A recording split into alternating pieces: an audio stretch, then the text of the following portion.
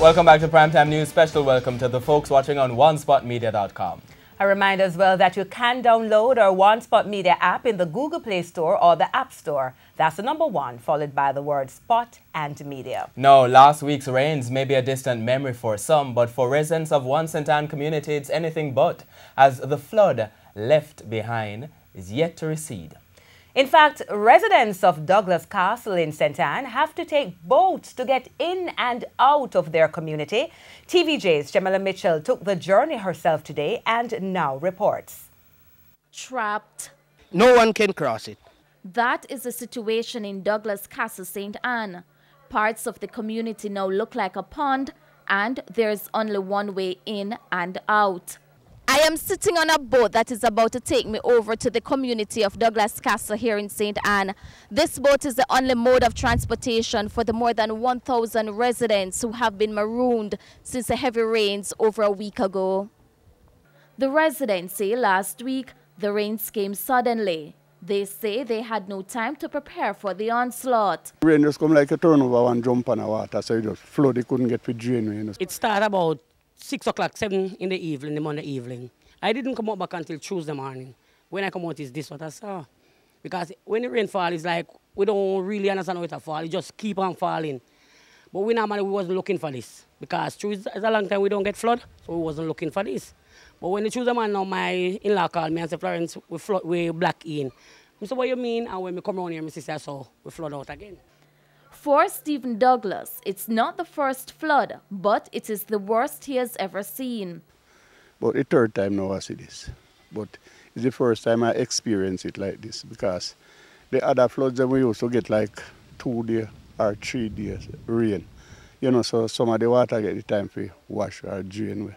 As a result, life has not been the same for adults or children for that matter. The kids aren't going to school, actually. It's just 1 and 2 because there's just one boat. One boat cannot bring them over. There's too much of them.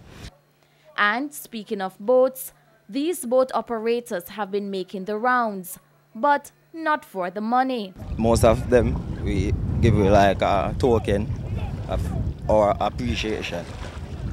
Like how much? Some 50, some 100. So we make like 60, 70 trips for the day, to and from.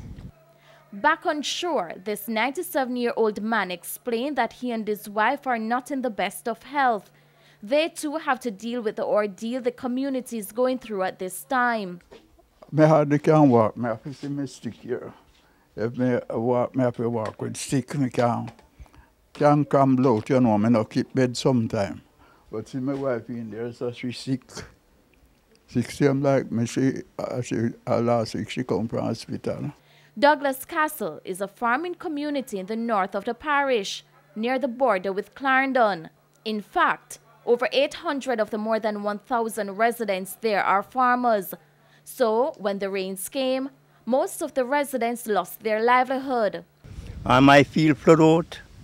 I have about a acre and a half of tomato. Tire party can bear and me and go pick a first picking off it and then it will like burn up. Me have lettuce and papcho. Everything gone down. Everything gone in water.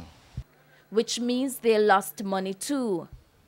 Maybe like 200,000 after all is added up, seed, fertilizer and stuff like that. Farming is not the only business there. Joseph Douglas operates a mini-mart in the community. He too is counting his losses. We're not being able to access goods and things that we sell, such as cooking gas and so on.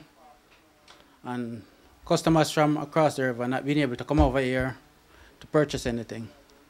So we lost roughly about between $80,000 to $100,000 profit, not in terms of like principal sale. Frustration is kicking in. We really don't have a choice. If I leave this business, I have to leave my house. This is where I born and grow, and this is our investment. And it's really hard to leave it like this. So now, here's what they're asking for. That overhead bridge, I then cut our next road, the front road, a bypass that we can, like, vehicle can drive on it, that we don't have a problem when going to school or when going out. I do not see it presently to facilitate this community with a bridge, because it's not even will be able to facilitate a makeshift bridge. That's the councillor. He has a plan. After the water had subsided, to ensure that these holes that are surrounding the area, we try to find some way where we can drench the area to have these waters soak. But for now, the residents are just waiting and watching, as it will take a while before the water recedes. Shamela Mitchell, TVJ News.